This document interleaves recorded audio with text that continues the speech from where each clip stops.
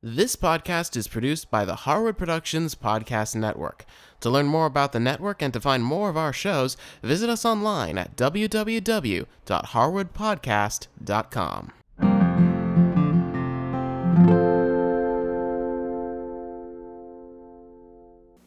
Hi, I'm Cindy Harris.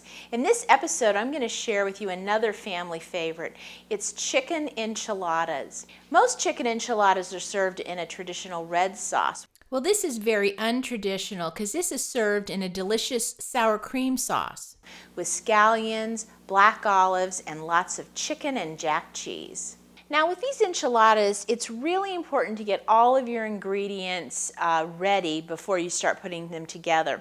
So I'm going to first start by poaching some chicken, and I've got 2 pounds of chicken breast meat, and these have actually been cut into thin fillets. You can use whole pieces of breast meat, you can use tenders, it really doesn't matter, but start with about 2 pounds. And what I'm doing is I put about 1 inch of water in a microwave safe bowl, and I'm going to put the chicken in along with some salt and pepper. And I find that when you poach the chicken like this, it does 2 things. One is by seasoning it with the salt and pepper, it gives a little bit of flavor to the chicken to start with. And then 2, by cooking it in the microwave, it tends to keep it moist.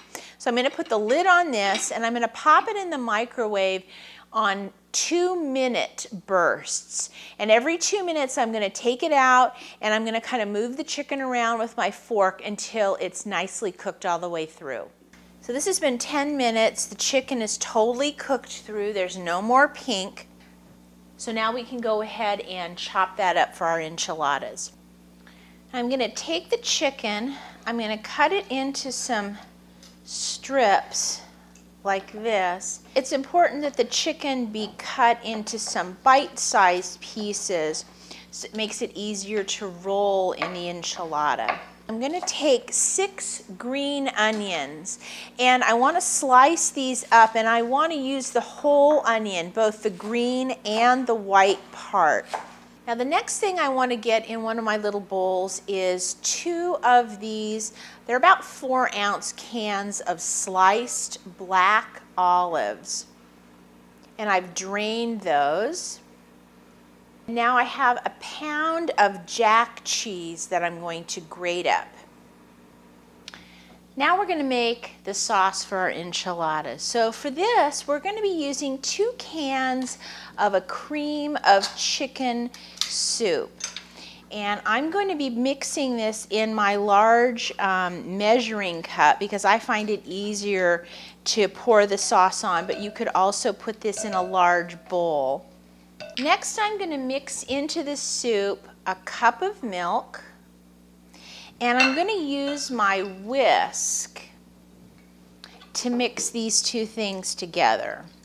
And then I'm going to add 2 cups of a non-fat sour cream. Now if you use regular sour cream or light sour cream, that's fine too.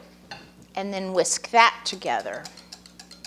And that's basically the sauce for these chicken enchiladas. Now for these enchiladas, you're going to want to use a yellow corn tortilla. And I find it's best if you don't put them in the refrigerator. If you put these in the refrigerator, they tend to get brittle and difficult to fold. And so what I do is I leave them on the counter at room temperature until I'm ready to make these enchiladas. Now to get started, we have to prepare our pan. Now I have a 13 by 9 pan that I'm going to start with. I may need a second, maybe a 9 by 9 inch pan for all 10 enchiladas. I'll have to see because it depends on how tightly you roll them. But we want to first start by getting a couple of big spoonfuls of our sauce. And I want to just put down a nice layer of that in the bottom of our pan. Now the reason we put a layer of sauce in is that way the enchiladas have something to sit on while they're baking and they won't stick to the bottom of the pan, but they'll give some of that nice flavor. So that's about all the sauce we need. Now we're going to go ahead and roll the enchiladas. So I've got my corn tortilla. I'm going to put a little bit of sauce down the middle of it, some chicken, some of the onions, some of the olives, and then some of the jack cheese. Then I'm going to kind of bring this bottom flap up, push the filling in towards that, and then give it a little roll like this. And then I'm going to put it seam side down into my pan, just like this. Now I've got 6 of my enchiladas in this pan, so I'm going to get another pan to do my other 4.